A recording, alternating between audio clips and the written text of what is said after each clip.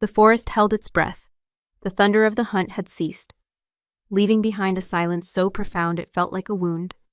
It was a silence filled with the scent of snapped pine branches, the sharp tang of ozone from a trap sprung by no visible hand, and the metallic odor of raw fear coming off the wolves themselves. They stood frozen, a pack of lethal predators rendered static by a single word from a human girl. Stop.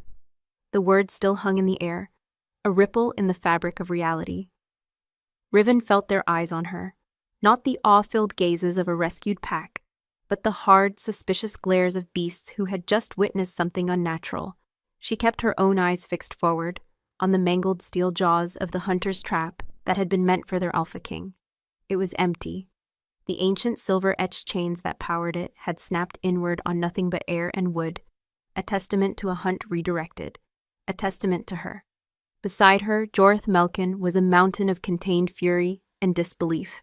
The alpha king of the northern clans was not a man given to shock, but Riven could feel the rigid tension in his body, the way the air vibrated with his restrained power.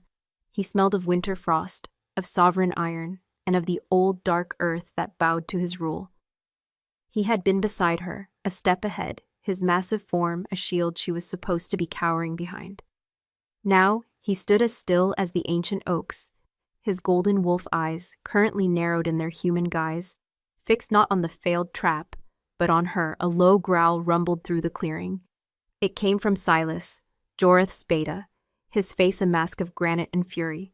His hand was clenched on the hilt of a hunting knife, his knuckles white. "What is this, Korath?" he snarled, his voice a gravelly threat. He didn't look at Riven, but his every word was aimed at her like a poisoned dart. Some human trickery? A lure? The accusation settled over the pack, and the suspicion solidified into open hostility. A few of the younger wolves shifted on their feet, their own growls rising to echo their betas. They saw her as she had always been presented to them, a political offering. Riven Calwick, the daughter of a southern lord, sent as a peace treaty bride to the great Alpha King. She was supposed to be a fragile, silent ornament, a symbol of human capitulation. She was not supposed to have a voice that could command the forest itself. Riven's throat ached. It always did. The word was not a gift. It was a price. It took a piece of her every time she used it, leaving behind an emptiness, a hollow ache that spread from her larynx through her entire being. She had lived her life in near total silence to conserve what little she had, to avoid the exhaustion, the draining weakness that followed. Speaking that single vital word had felt like tearing something from her own soul. Now the cold was seeping into her bones, a deep cellular chill that had nothing to do with the evening air. Jorth finally moved. He didn't speak, but he turned his head slowly, and his gaze swept over his pack. The growls died in their throats, the shifting ceased. Such was his power. A mere glance was a command, an absolute assertion of dominance that needed no sound. His eyes, burning like embers in the twilight, came to rest back on Riven. He was looking at her as if for the first time. For months she had been a shadow in his fortress, a piece of a political puzzle he had yet to solve. His gaze had always slid over her, acknowledging her presence but not truly seeing her. Now he saw. He was peeling back the layers of her silence, searching for the source of the impossible power she had just revealed. "We return to the keep." Jorth's voice was a low thunder, a sound that seemed to emanate from the very ground. He did not wait for an answer. He turned, his great fur-lined cloak sweeping behind him, and began the trek back through the darkening woods. The pack fell in around them, but the formation had changed. Before, they had moved as a fluid unit of hunters. Now they were guards, their movements stiff, their glances sharp and wary. Riven was no longer a guest. She was a prisoner, walking in the eye of a storm of her own making. She drew her thin wool cloak tighter, her fingers trembling not just from the deep cold inside her, but from the palpable animosity that pressed in on all sides. She could smell it on them, the acrid scent of distrust. She stumbled, her legs suddenly weak, the cost of the word hitting her with the force of a physical blow. The world tilted, the dark trees swimming before her eyes. Before she could fall, a hand shot out, grabbing her arm. The grip was like a steel band, yet the heat that seared through her cloak and into her skin was immediate and shocking.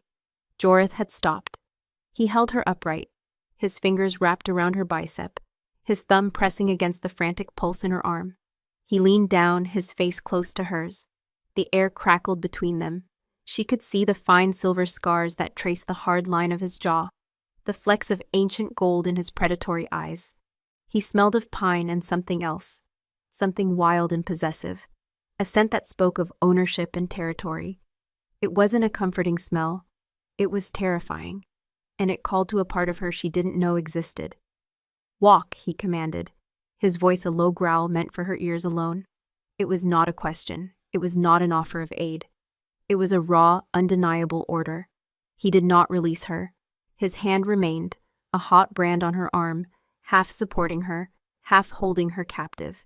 He pulled her along with him, forcing her to match his long, ground-eating strides. The journey back was a blur of shadows and suffocating tension. Every rustle of leaves was an accusation. Every snap of a twig sounded like a judgment. The wolves flanked them, silent and menacing.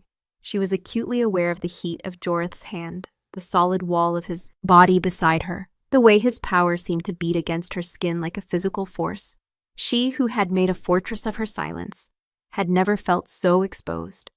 Her one word had stripped her bare before them all. When the stone spires of the Ashthorn Keep finally pierced the twilight sky, Riven felt no relief. The fortress, which had been a cold and lonely sanctuary, now felt like a cage closing around her. The great wooden gates groaned open, and they passed into the torchlit courtyard.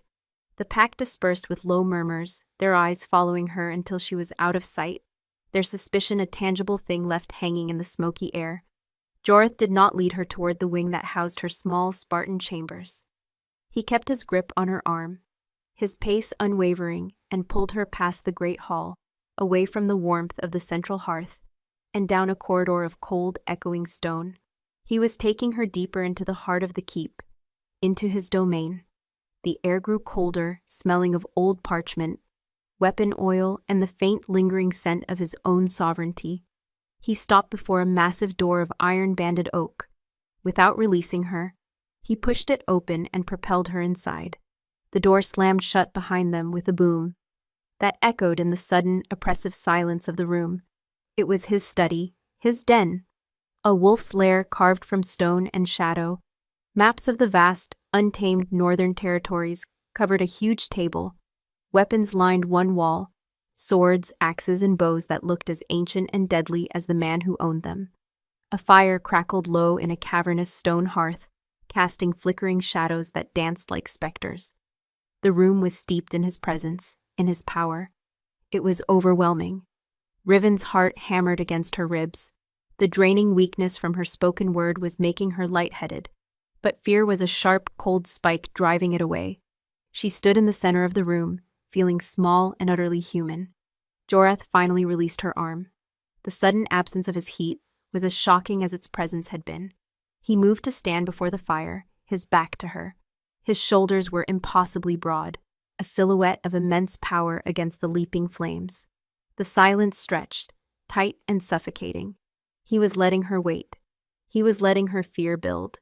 He was the alpha, and he was in absolute control. When he finally turned, his face was carved from shadow and firelight. The gold in his eyes seemed to burn hotter, brighter. He had not questioned her in the forest. He had not spoken to her on the long walk back. He had waited until they were here, alone, in the heart of his power, where no one could see and no one could hear. He took a slow step toward her, and another. He didn't stop until he was standing directly in front of her, so close she had to crane her neck to look up at him. His shadow consumed her. The heat from his body washed over her, thick with the primal scent of the dominant wolf. She could feel the low thrum of his heartbeat, a slow, powerful drum that seemed to shake the very bones in her chest. His gaze dropped from her eyes to her lips, and for a terrifying second, she thought he might kiss her or kill her. The line between the two felt terrifyingly thin. "That word," he began, and his voice was no longer the thunder of the Alpha King. It was something far more dangerous. It was a low, intimate growl, a vibration that slid under her skin and coiled deep in her belly. "It cost you something. I felt it leave you." He lifted a hand and she flinched, but he didn't touch her. He let his fingers hover an inch from her throat, close enough for her to feel the heat radiating from his skin. You have lived under my roof as a ghost, a silent promise from a weak king, but you are not weak, and you are not silent. His eyes bored into hers, demanding, stripping away all pretense. You will tell me what you are. You will tell me everything. His voice dropped to a near whisper, a command wrapped in silk and steel. Speak. The command hung in the air, a physical weight pressing down on her. Speak. It was a simple word, yet for Riven, it was a demand for self-immolation. She felt the hollow space in her chest, the echo of the word she'd spent in the forest, throb with a dull, insistent pain. To speak again so soon would be like tearing the wound open. Her throat was a knot of sand and splinters. Her lungs burned. She opened her mouth, a silent gasp, trying to draw in the air needed to form a sound. But the effort sent a wave of dizziness through her. Joreth watched her, his golden eyes missing nothing. He saw the tremor in her hands, the sheen of cold sweat on her brow, the way the color drained from her face, leaving her skin as pale as winter snow. He saw the fight in her, the sheer force of will she was exerting just to remain standing. But he did not soften. He was a king forged in the unforgiving north, and pity was a currency he did not trade in. He had asked a question. He would have his answer. I will not ask again, he said, his voice dropping to that lethal calm that was more terrifying than any roar. She had to try. Forcing the muscles in her jaw to move felt like grinding stone against stone. She pushed a breath from her aching lungs, aiming for a single word, any word to placate the predator before her. Please, later, I can't. But all that came out was a dry, rasping hiss of air, a sound of utter defeat. The world began to tilt, the edges of her vision blurring into gray. The fire in the hearth seemed to shrink into a distant, wavering light. The colossal form of the Alpha King wavered, becoming a dark, indistinct mountain. The cost was too high. The debt she had paid in the forest was being called in, and her body was failing. Her knees buckled. She didn't hit the cold stone floor. In a movement so fast it was almost invisible, Joreth closed the space between them. One arm, thick with corded muscle, snaked around her, waist catching her and hauling her upright against his chest. The other hand came up to cup the back of her head, his fingers tangling in her hair, preventing her from falling backward. The impact was a shock to her system, the solid, unyielding wall of his body, the searing heat of him that soaked through her clothes, chasing away the deep, internal chill. Her face was pressed against the rough-spun wool of his tunic. The scent of him filled her senses, overwhelming and absolute. Frost, iron, pine, and beneath it all, the clean, musky scent of the wolf. It was the scent of pure, undiluted power. Her heart, which had been hammering with fear, gave a painful, stuttering lurch for an entirely different reason. It was a primal reaction, a deep, instinctual recognition that her body understood even if her mind recoiled. She was in the arms of the apex predator, and some ancient, forgotten part of her felt claimed. He held her there for a long moment, his grip unrelenting. She could feel the slow, powerful beat of his heart against her cheek, a steady, deep rhythm that seemed to command the very air in the room. He was assessing her, she realized.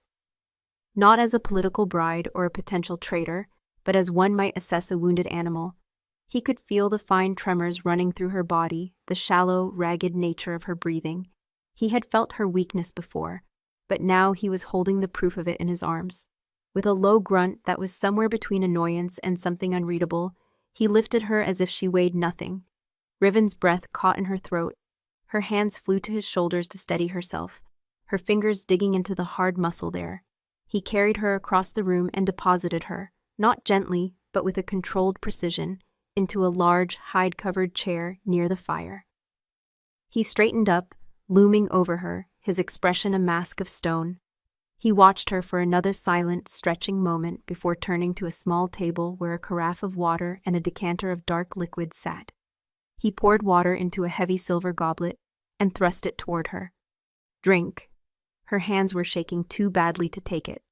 With another sound of impatience, he knelt on one knee before her chair, a startling gesture for a king. He brought the goblet to her lips himself, tilting it slowly. The water was cold, and it soothed the raw fire in her throat. She drank greedily, her eyes never leaving his face, which was now level with her own.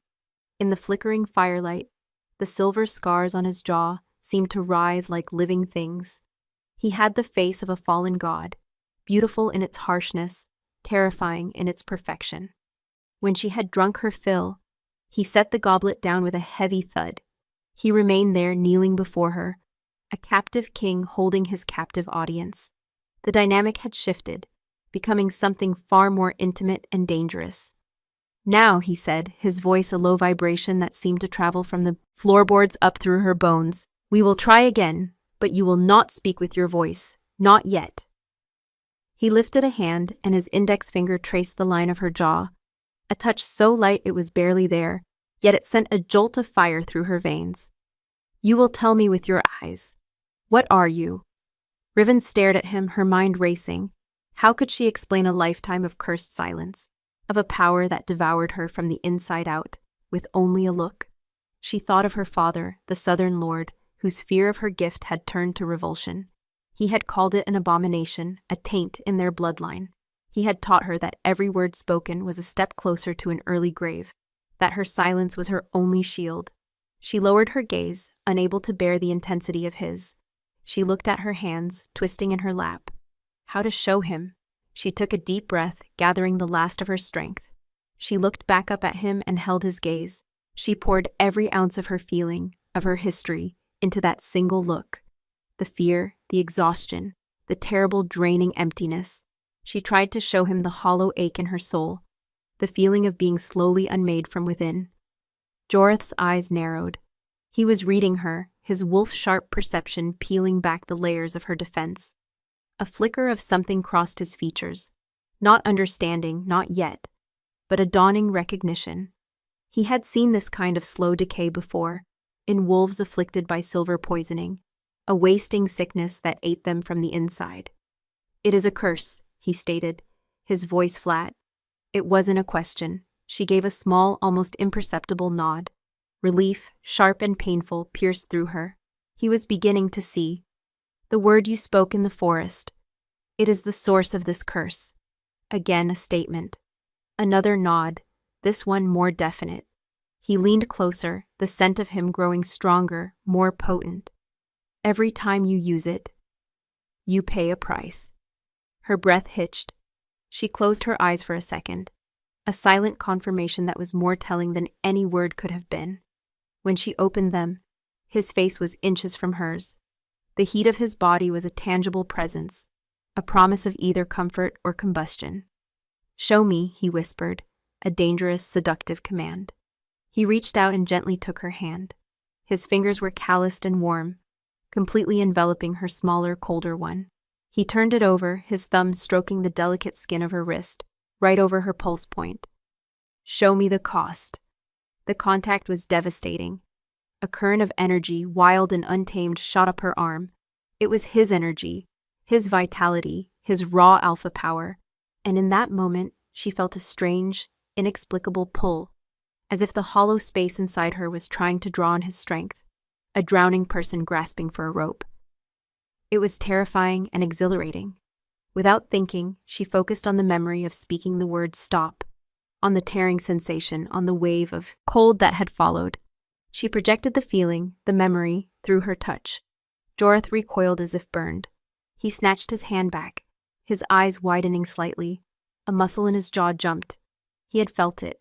Just a phantom echo of it, a ghost of her pain, but he had felt it. He stared at his own hand, then back at her, and for the first time since she had arrived in his kingdom, Riven saw something in his eyes beyond command and suspicion. She saw a sliver of profound, unsettling shock. The heavy oak door to the study creaked open without a knock. Silas stood there, his face a thundercloud. His gaze took in the scene, the Alpha King kneeling before the human girl, the air thick with an intimacy he clearly found repulsive, and his lips thinned into a hard line. "Jorah," the beta's voice was tight with disapproval. "My apologies for the intrusion. We have found the source of the traps. Human hunters not from the southern lands. Their scent is foreign. They wear the mark of the Argent Council." Jorah rose to his full height in one fluid motion, the brief spell of intimacy shattered. The king was back, his face once again an impenetrable mask of authority. The council? Here. They dare hunt in my lands?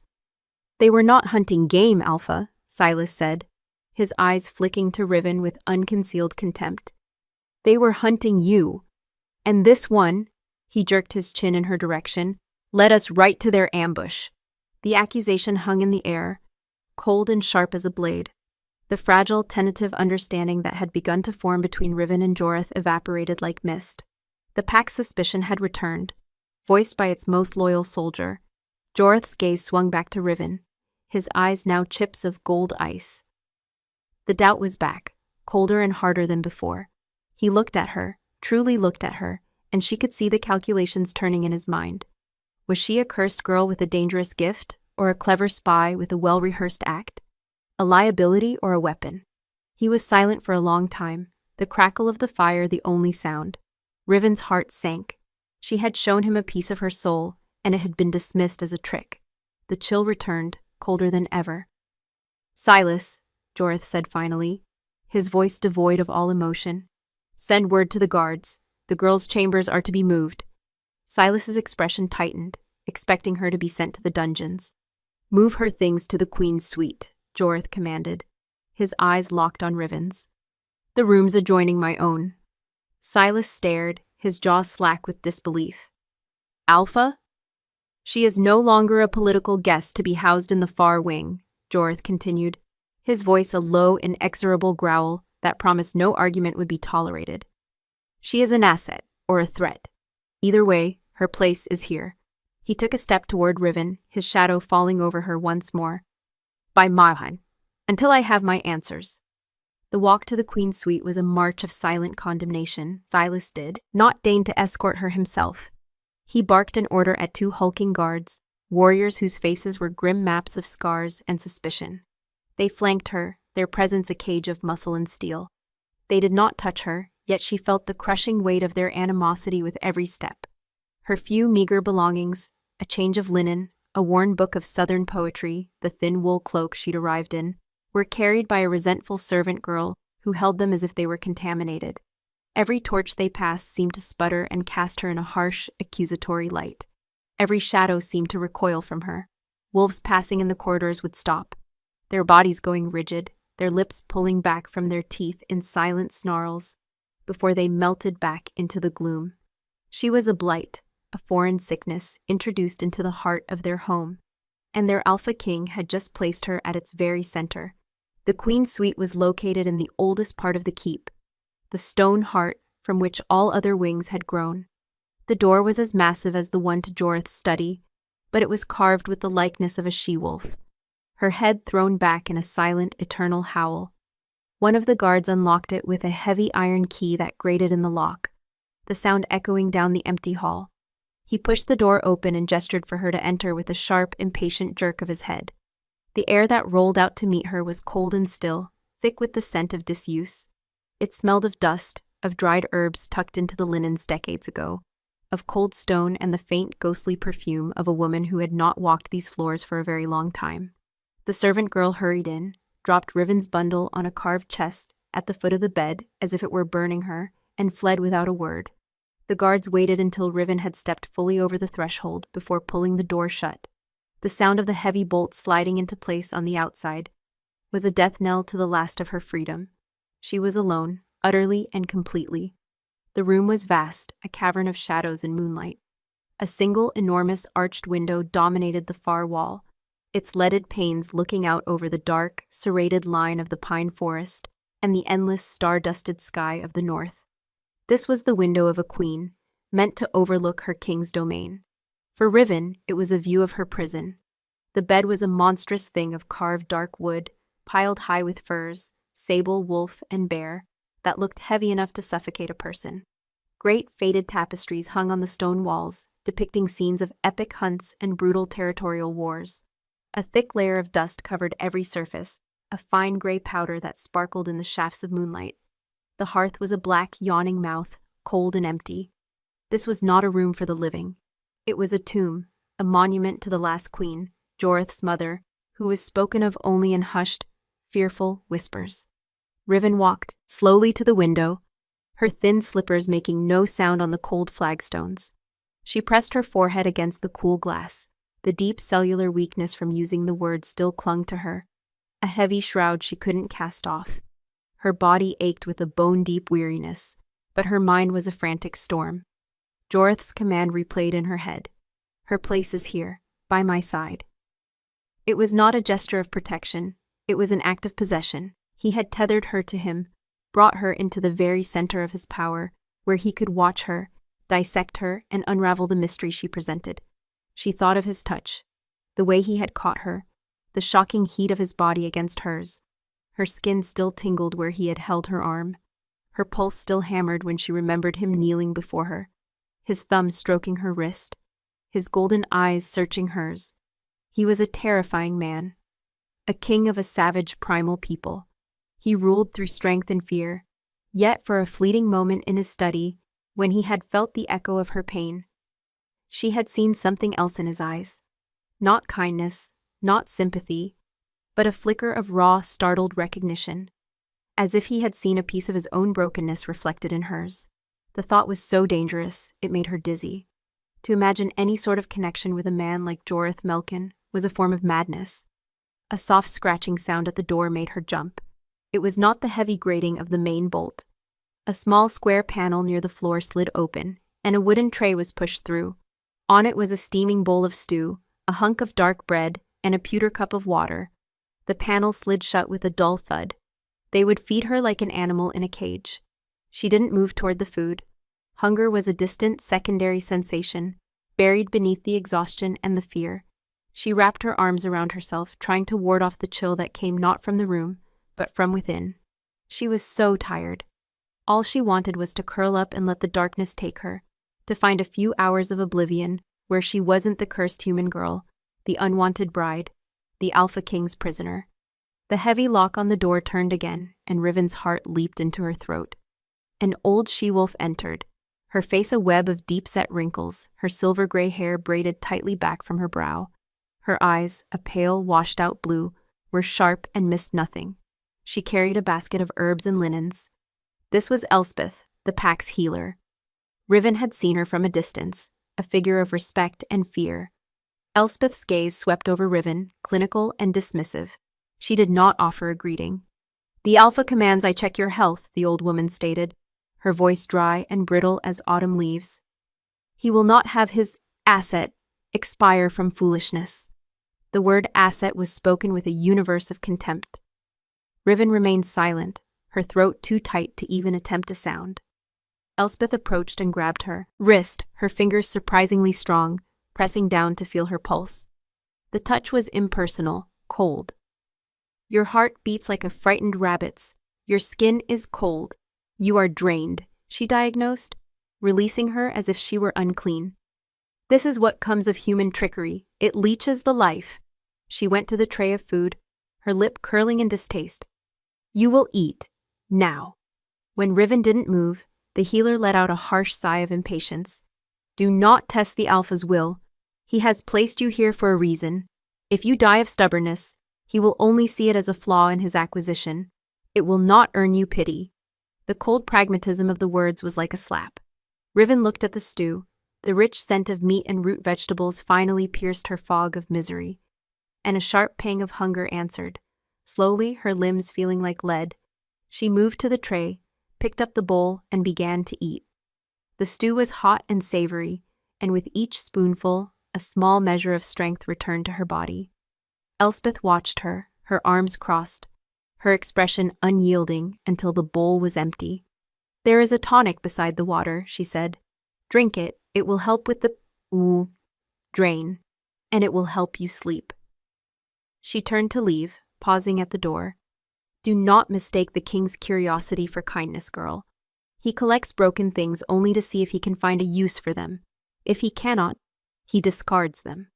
The door closed, the bolt slid home, and Riven was alone again with the healer's parting poison. She looked at the small vial of dark liquid, a sleeping tonic, oblivion in a bottle. She drank it without hesitation, the taste bitter and earthy on her tongue. She didn't make it to the monstrous bed. The tonic worked with unnerving speed. The edges of the room softened, the moonlight blurring.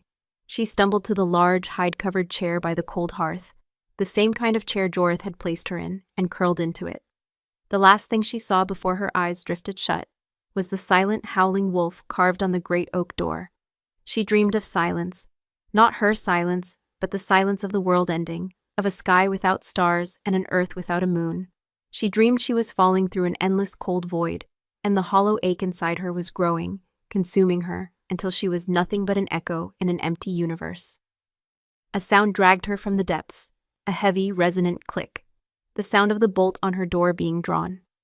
Riven's eyes flew open. The room was still dark, lit only by the moon, which had moved across the sky. How long had she slept? The dregs of the tonic made her feel groggy, her limbs heavy, but adrenaline, cold and sharp, was cutting through the haze. A figure filled the doorway, a silhouette of breathtaking size and power. He stepped inside and closed the door behind him. Not with a slam, but with a soft, deliberate click that was somehow more menacing. The room was plunged into near total darkness, the only light the silver wash from the window behind her. He was a creature of shadow, a predator come to his lair. It was Jorith. He didn't speak. He didn't light a lamp. He simply stood there, letting her eyes adjust, letting the silence and his presence press down on her. The scent of him preceded him, the cold night air clinging to his clothes, the smell of pine, and the dominant, musky scent of the alpha wolf. It filled the vast room, charged the air, and made the fine hairs on her arms stand on end.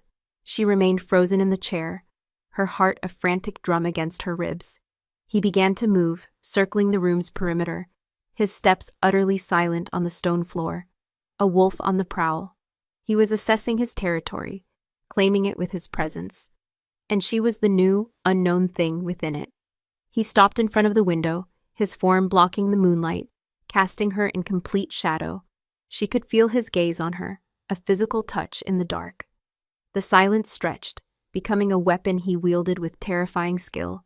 She felt the desperate urge to speak, to scream, to do anything to break the tension, but her throat was locked in a prison of fear and remembered pain. Finally, he moved again, coming to a stop directly in front of her chair. He was so close she could feel the heat radiating from his body. She held her breath, her entire being focused on the dark, powerful shape looming over her. He inhaled. It was not a human breath. It was a deep, slow, deliberate drawing in of air, a wolf testing the wind, tasting every molecule of scent in the room. His head was tilted slightly, his senses, 1,000 times sharper than hers, analyzing, dissecting. She remembered the healer's words. He collects broken things, only to see if he can find a use for them. A low sound rumbled in his chest, a growl so deep it was more a vibration than a noise. It traveled through the floor, up the legs of the chair, and into her bones. "There is another scent on you," he said, his voice a quiet, lethal thunder in the darkness. Faint, buried. It is not human. He knelt just as he had in his study, bringing his face level with hers. In the gloom, she could see the faint, predatory glow of his eyes. It smells of broken earth, of old roots and hibernation. He leaned closer, and his breath, warm and smelling of the cold night, ghosted across her cheek, her neck. She flinched, a full-body tremor, but there was nowhere to go. "And it smells of a wolf without a pack." His glowing eyes locked onto hers, pinning her, stripping her bare. "What are you hiding, little ghost?" His words were not a guess. They were a diagnosis. A wolf without a pack. The scent she had spent a lifetime trying to bury, to smother with human soaps and perfumes, to starve with silence and stillness. He had unraveled in a single predatory breath. Terror, cold and absolute, seized Riven. It was a primal fear that went deeper than her fear of him as a man. As a king, he had scented the core of her shame, the source of her father's disgust, the secret that had defined her entire solitary existence. Her mind fractured, throwing her back to a memory she kept locked in the deepest dungeon of her soul. She was 13, the first full moon of her awakening.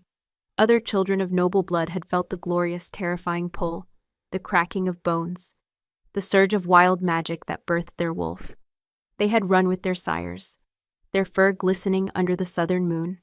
For her, there had only been pain, a fire in her blood that built and built but never broke, a scream that had no sound, an agony that had no release. She had collapsed on the cold stone floor of her room, convulsing, her body a battlefield where a war was being lost. When it was over, there was no wolf, only a girl, broken and feverish, and a new terrible emptiness inside her, and a mark. Over her heart, the skin had changed. It was not a scar from a wound, but a patch of skin that had gone strangely pale and smooth, shimmering with a faint silvery luminescence in the moonlight like a brand of failure. Her father had found her. He had not looked at her with concern, but with the cold appraisal of a merchant examining flawed goods. He had touched the mark, his fingers recoiling as if from something unclean. An echo, he had whispered, the word of venomous dart. Not a wolf, not even a proper human. You are a ghost, a hollow thing that mimics what it should have been. From that day, she was hidden away, her existence a shameful secret. Her silence became her penance and her shield. She was the echo, the wolf without a form, the scent without a source. And now this Alpha King, this northern savage with eyes of molten gold, had scented her ghost. Joreth was still kneeling before her, a mountain of patient, lethal stillness in the dark. He was waiting. He had asked a question, and the silence was her only answer so far, but it was an answer he was no longer accepting. Your heart is trying to hammer its way out of your chest, he murmured, his voice a low growl that vibrated in the air between them. Ghosts do not have hearts. Show me. It was not a request. It was the final turn of a key in a lock she could no longer keep barred. Her hands, trembling violently, moved to the collar of her simple tunic. The rough fabric scraped against her skin. With fumbling fingers, she pulled the neckline to the side, baring her shoulder and the curve of her collarbone. She angled her body toward the faint moonlight filtering through the window.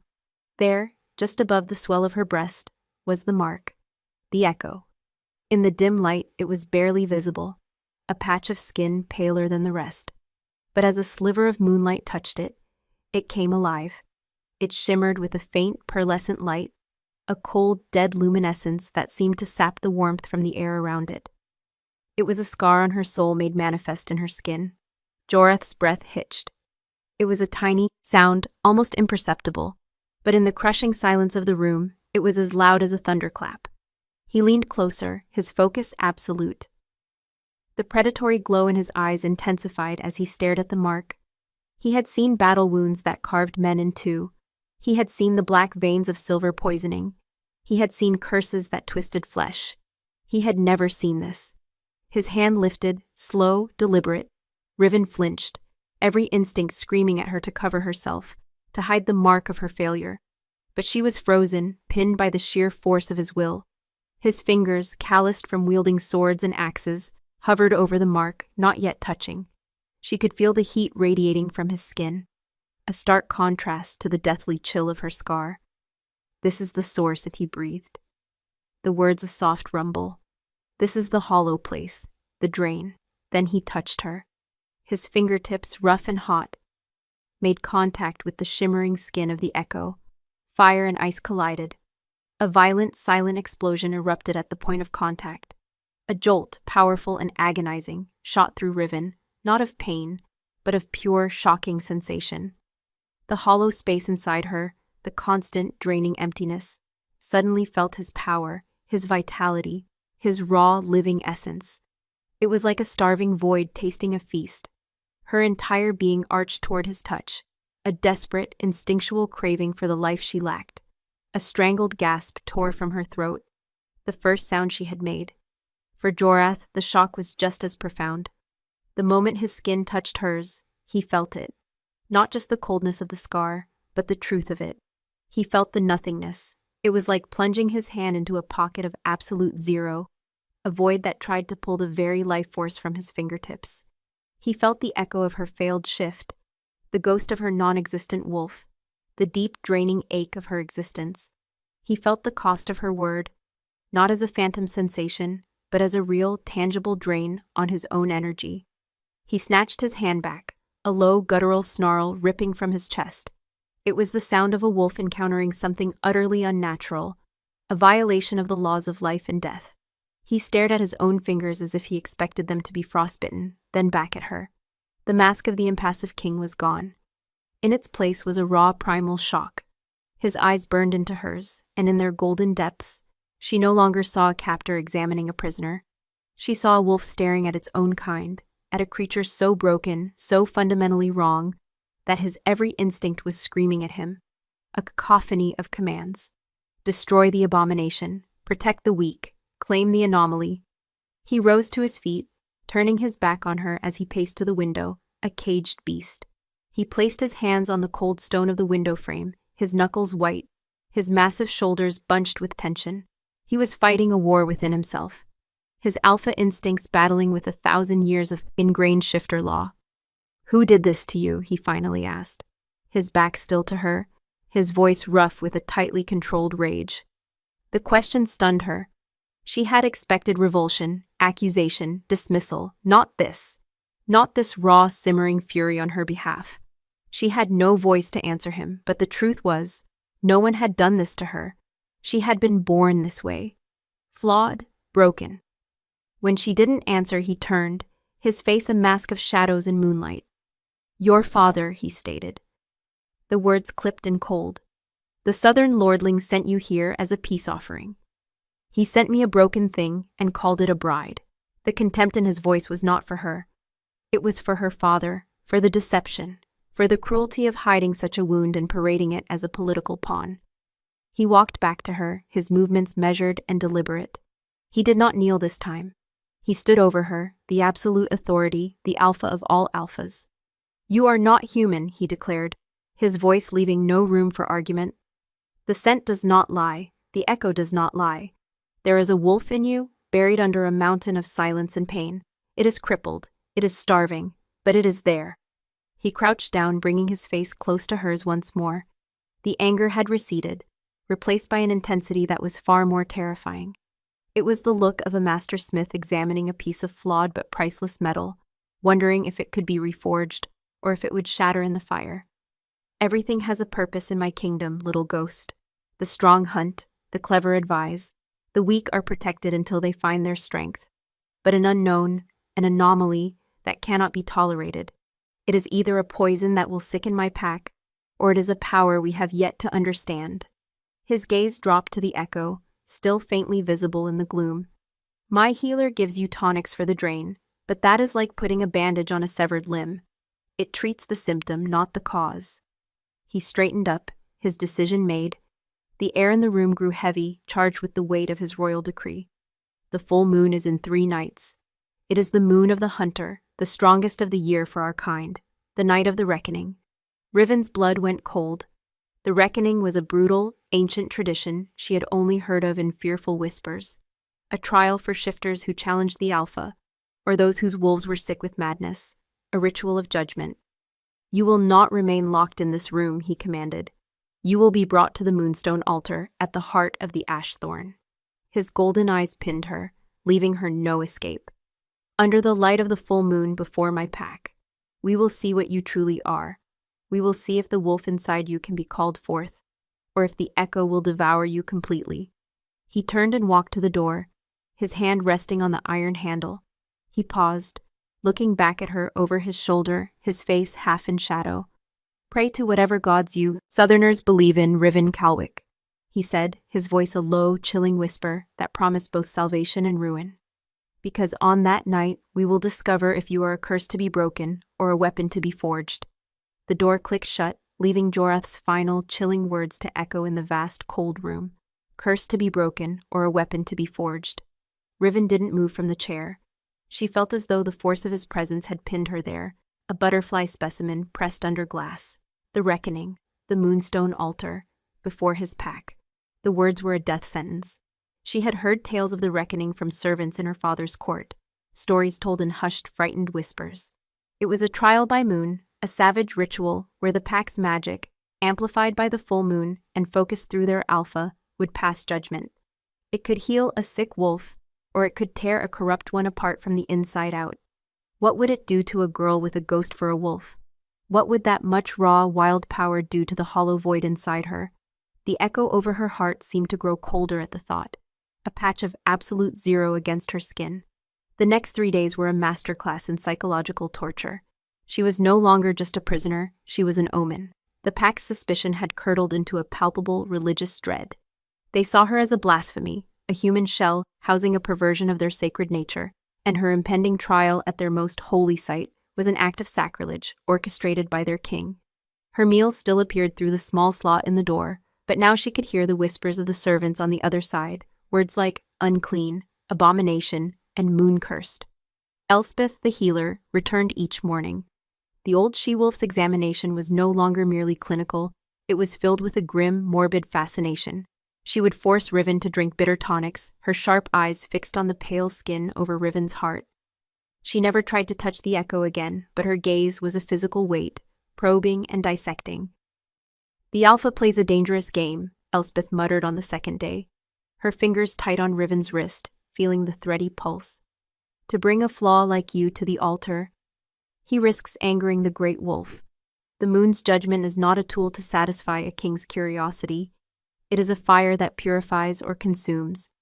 There is no in-between." But the worst part was Jorth. He did not leave her to languish in her tomb. On the first day he had her brought to his study. The same two hulking guards collected her, their faces grim. They marched her through the keep, and the silence that fell in their wake was more terrifying than any snarls. Wolves stopped their work, their training, their conversations, and simply stared, their eyes burning with a mixture of fear and hatred. She spent the day in his study, a ghost in the corner. He had a small, simple chair placed for her near the hearth, far from his desk, but well within his sight. He worked, his attention seemingly on maps, on reports from his scouts, on the intricate politics of ruling the northern clans. But she felt his awareness of her like a constant pressure against her skin. Every time she shifted, every time her breath hitched, she felt his gaze flick to her for a fraction of a second before returning to his work. He was studying her. He was acclimating her to his presence, and acclimating himself to hers. He was treating her like a wild, unpredictable animal he was trying to tame, or at least understand, before putting it in the fighting pit. The air was thick with unspoken words, with the primal tension between their two natures. His, an overwhelming force of dominance in life, hers, a vacuum of silence and absence. That evening, a servant brought a tray of food not just for her, but for him. He ate at his great oak desk, she in her small chair by the fire. They shared the meal in absolute silence, the only sounds the crackle of the fire and the scrape of cutlery on plates. The intimacy of the act was suffocating. To share a meal in a wolf pack was an act of fellowship, of acceptance. For him to do this with her, in the heart of his den, was a signal she could not decipher. Was it a kindness, or was he simply ensuring his asset was properly fed before its trial?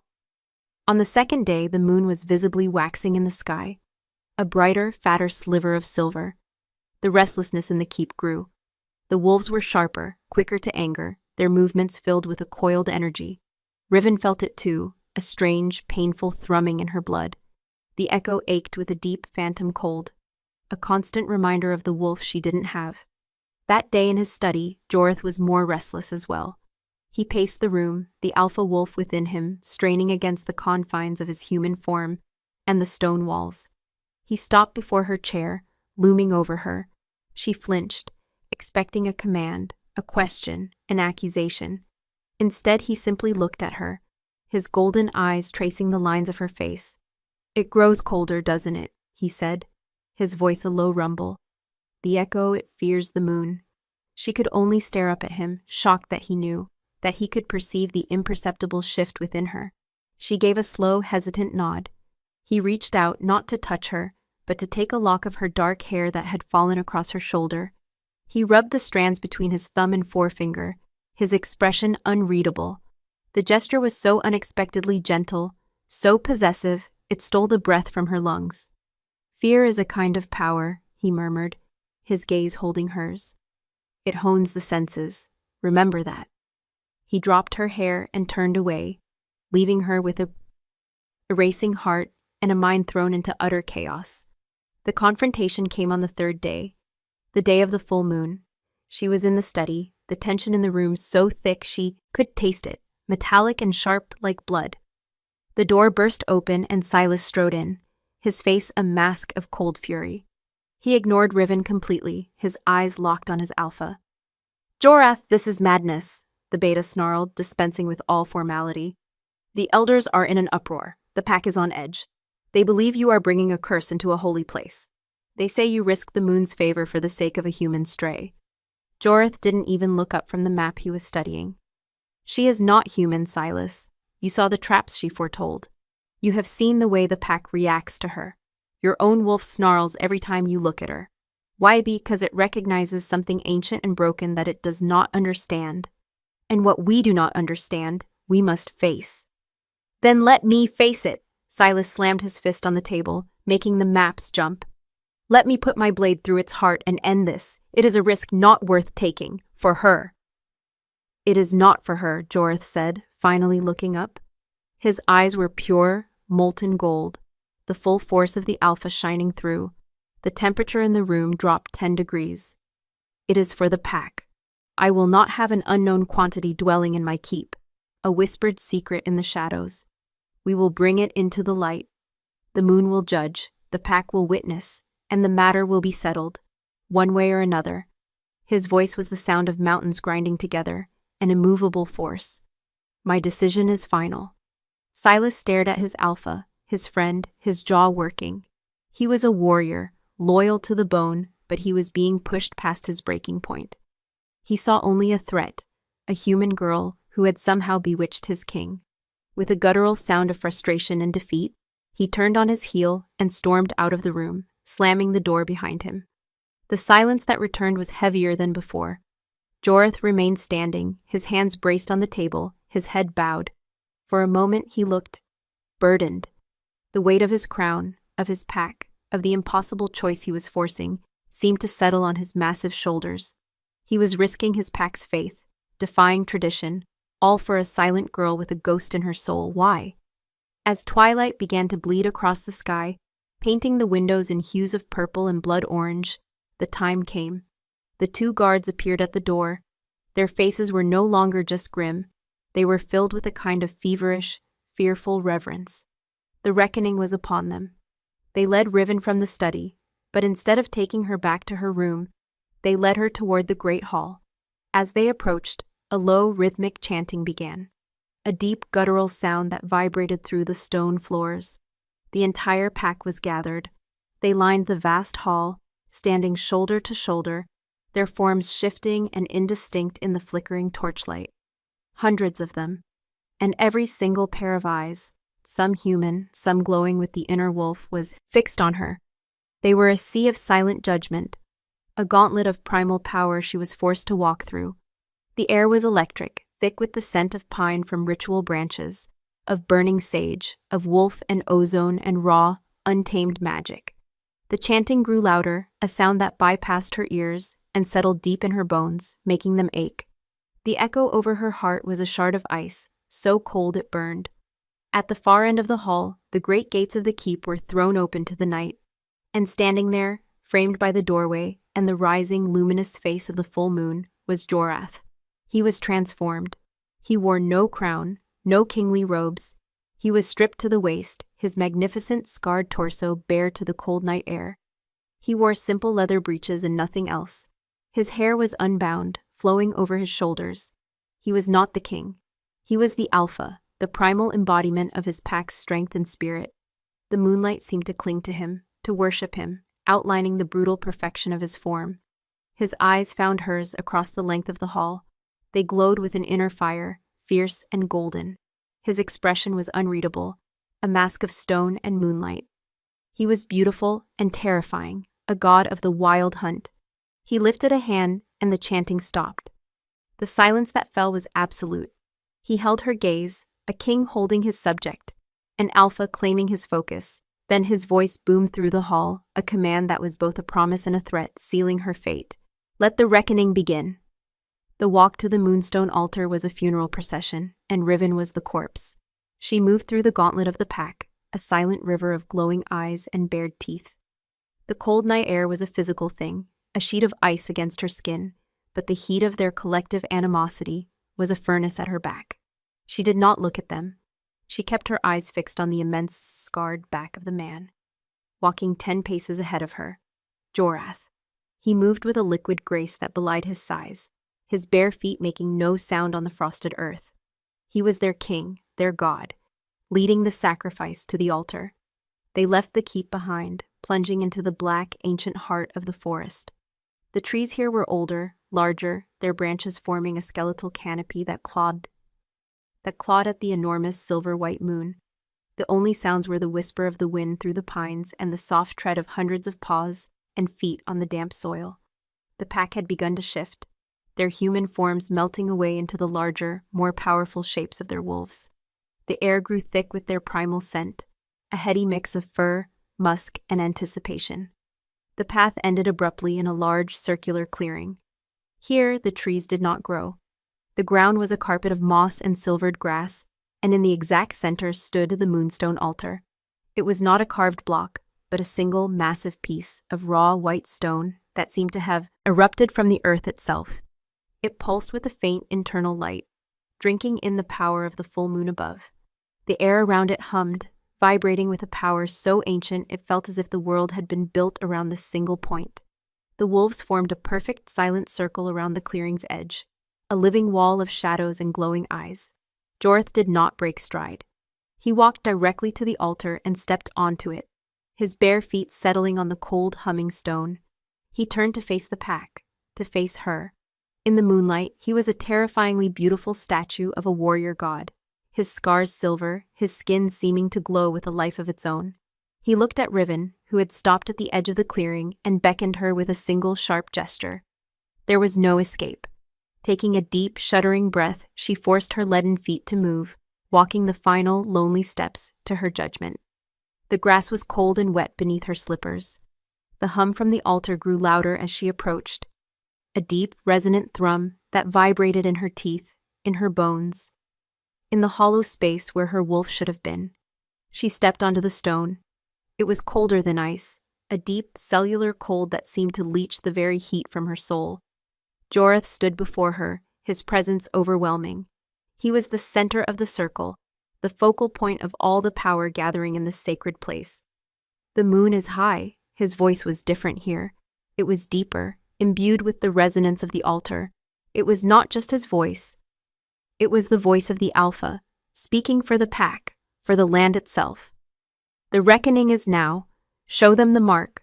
Show the moon your flaw. His command left no room for refusal. Her hands, numb and clumsy, went to the collar of her tunic. She pulled it aside, exposing the echo to the full, naked light of the moon. The mark, which had shimmered in the study, now blazed. It drank in the moonlight and glowed with a cold silver-white fire, a beacon of her brokenness. A collective gasp and growl rippled through the circle of wolves. They could see it clearly now, the unholy brand, the mark of the hollow wolf. It was an abomination in their most sacred place. "Place your hands upon the stone," Jorth commanded, his golden eyes fixed on the blazing mark. Riven obeyed, pressing her palms flat against the altar. The cold intensified, a searing, painful freeze that shot up her arms. She felt a deep pulling sensation, as if the stone was drawing something from her, tasting her essence, her emptiness. Jorth placed his own hands on the stone, flanking hers but not touching. He threw his head back, his gaze fixed on the moon, and let out a single powerful note. It was not a word, not a shout, but a pure, primal call. The pack answered. From the circle of wolves, a single unified howl rose to the sky. It was a sound of such raw, untamed power that the very air seemed to tear. It was the collective soul of the pack, their magic, their life force, given voice. As they howled, Riven saw it. Streams of faint silver energy began to flow from the wolves, converging on Jorath. He was the conduit. The power flowed into him, and she could see the muscles in his back and shoulders bunching and coiling as he absorbed it, his body a vessel for a storm. He gritted his teeth, a low growl rumbling in his chest, as he fought to control the immense influx of power. Then, with a great surge of will, he directed it, pushing it from his own hands into the moonstone.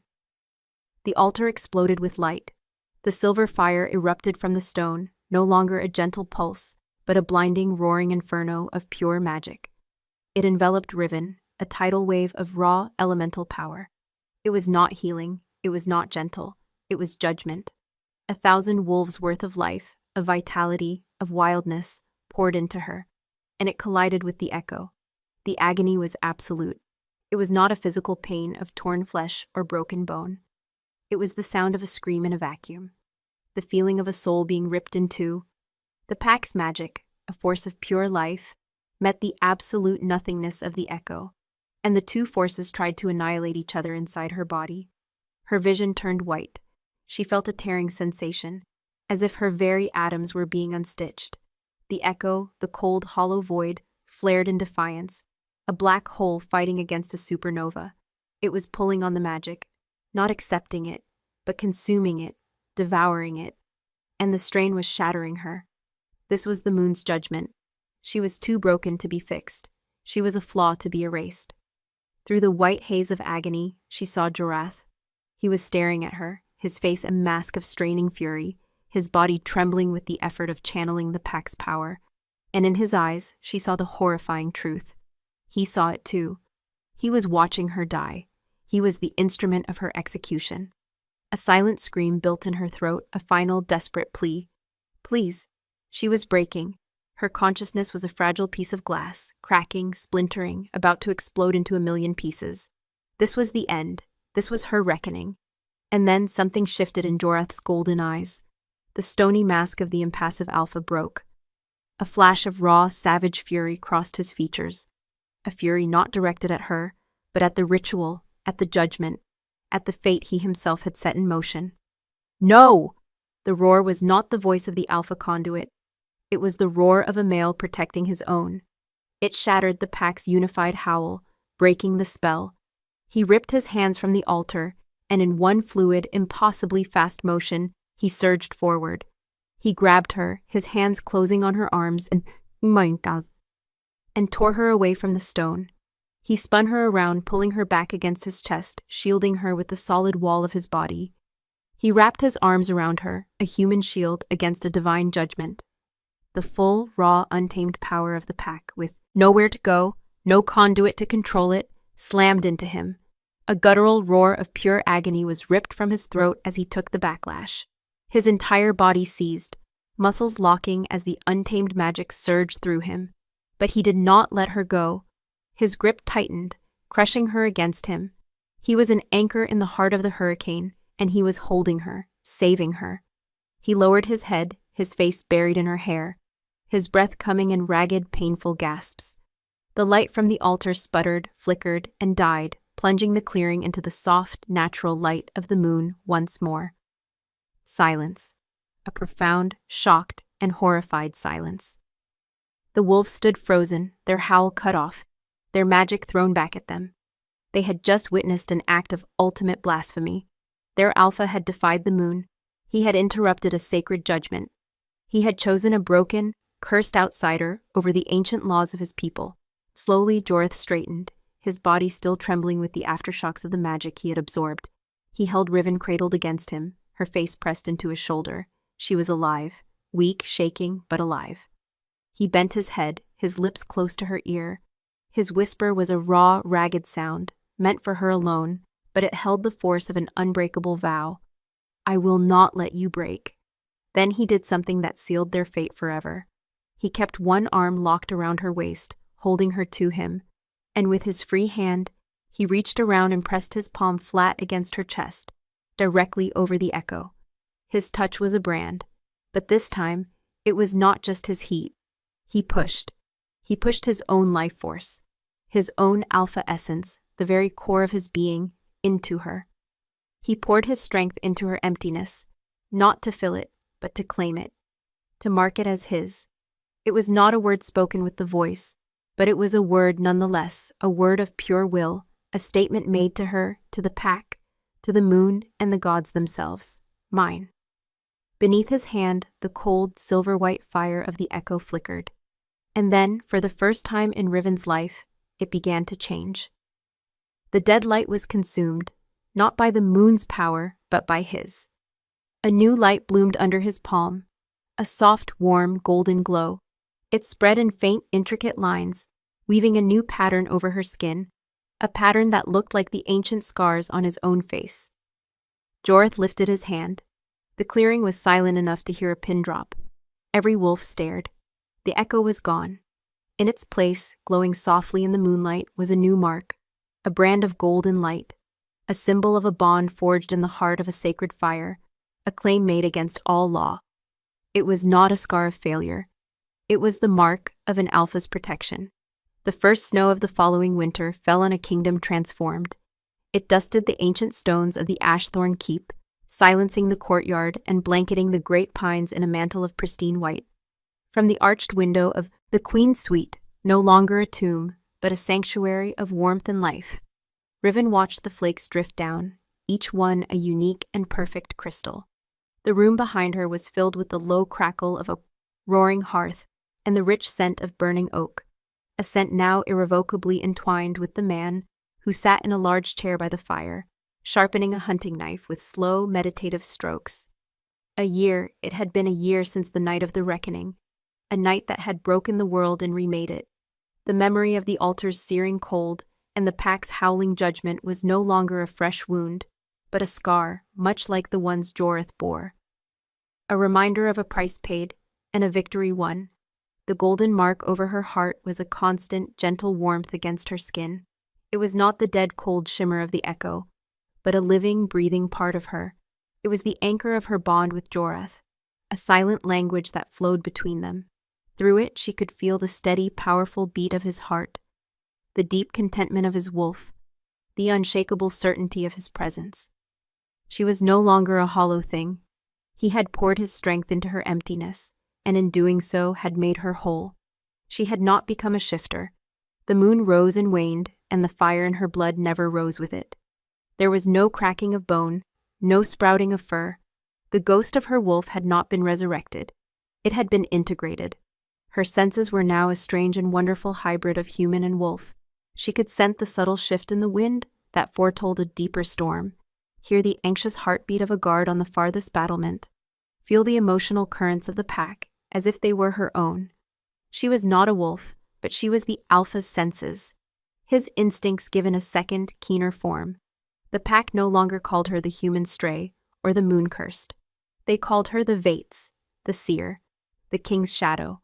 A heavy tread sounded outside the door, followed by a respectful knock. "Enter, Silas," Jorth rumbled from his chair, not looking up from his blade.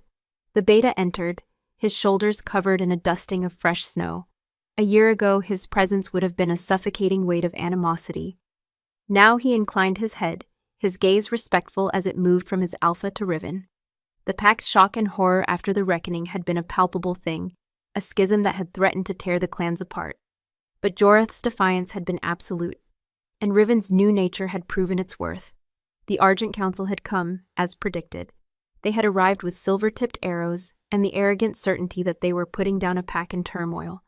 Instead, they had walked into a perfectly orchestrated series of ambushes. Riven, standing beside Jorth on the high battlements, had seen their movements in the forest, not with her eyes, but with a deeper sense she couldn't explain. She had laid her hand on Jorth's arm, directing his gaze, her touch a silent map of the enemy's advance. The council's hunters had been routed, their power in the north broken forever. The victory had solidified the legend. The Alpha King had not defied the moon for a curse. He had claimed a weapon that had saved them all. "Alpha Vates," Silas said, his voice a low gravel. "The last of the winter stores have been secured. The southern pass is sealed by the snows. The kingdom is safe for the season." He held out a rolled parchment. And a messenger hawk arrived before the storm. "From the southern lords. Your father," he added, his gaze on Riven, a flicker of the old contempt now replaced by a grim sort of pity, "is dead." Riven felt a faint tremor, not of grief, but of a final chain breaking. Her father, the man who had named her a ghost and sold her for peace, was gone. "And his heir?" Jorth asked, his voice flat. "He has no other," Silas replied. "The Calwick line is broken. The southern lords are in disarray, fighting over the scraps of his lands. They offer you their fealty, Alpha King. In exchange for your protection, they beg for an audience in the spring." Jorth took the scroll but did not open it. He looked at Riven, a silent question in his golden eyes. It was her past, her history, her blood. Her decision. She met his gaze and gave a slow, deliberate shake of her head. That life was over. That land held nothing for her.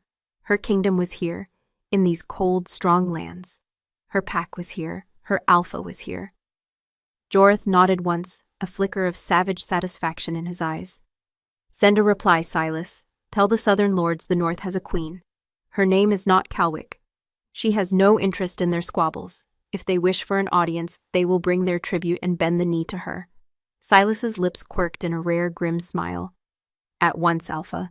He bowed his head again, a gesture of true fealty to them both, and departed, closing the great door softly behind him. The room fell back into its comfortable silence. The snow fell thicker outside the window. Joreth set his knife aside and rose, his movements fluid and silent. He came to stand behind her at the window, his immense form caging her in, his heat a familiar comfort that chased away the winter chill. His hands came to rest on her shoulders, his thumbs stroking the sensitive skin of her neck. A queen, he murmured, his voice a low vibration against her back. He bent his head, his lips brushing against her hair. The scent of him, in winter frost, and the warm, possessive scent of her mate, filled her senses. It suits you. She leaned back against his solid chest, her hands coming up to cover his. Through their bond, she felt his deep, unwavering contentment, a sea of calm strength that was now the foundation of her world. He had taken her brokenness and made it his. He had taken her silence and learned to hear its every nuance. His hand slid from her shoulder, tracing a path down her arm, his touch leaving a trail of fire on her skin. He moved to her front, his fingers gently finding the high collar of her woolen dress. He traced the shape of the golden mark through the fabric, a silent acknowledgement of the bond that had been forged in steel and moonlight. I often think of that night, he whispered, his voice for her ears alone. At the altar, when I saw you breaking. He paused, and she felt the memory shudder through him. Every instinct I possessed screamed that you were a violation of nature. But my wolf only screamed one word. He turned her to face him, his large, calloused hands framing her face, his golden eyes burning into hers, with an intensity that still stole her breath. Mine. The word settled deep within her, not as a brand of ownership, but as a statement of belonging. He was hers as much as she was his. Two broken halves of a whole they had never known they were searching for. She looked up at him, at this terrifying, beautiful, savage king who had defied gods for her, the man who had seen the ghost she was and had given her a life. The word was a power that came from the void, from the echo. The price had been a piece of her life. But the echo was gone, filled with his golden strength. She took a breath, not of need, but of choice. The hollow ache in her larynx was gone, replaced by the warm thrum of the bond. She opened her lips, and for the first time since she was a child, she spoke without cost, without pain. The sound was soft, unused, a little rough, but it was clear and true in the quiet room. Joreth, his name, her first, true word, given freely to him. His eyes widened, the fierce Alpha King momentarily stunned. A slow, breathtaking smile spread across his face, transforming his harsh features into something devastatingly beautiful. He leaned down and captured her lips in a kiss that was not about passion or dominance, but about reverence, a seal on a vow that needed no other words. Outside the snow fell, blanketing the world in a peaceful silence. But here, in the heart of the kingdom, in the arms of her king, Riven had finally, truly found her voice.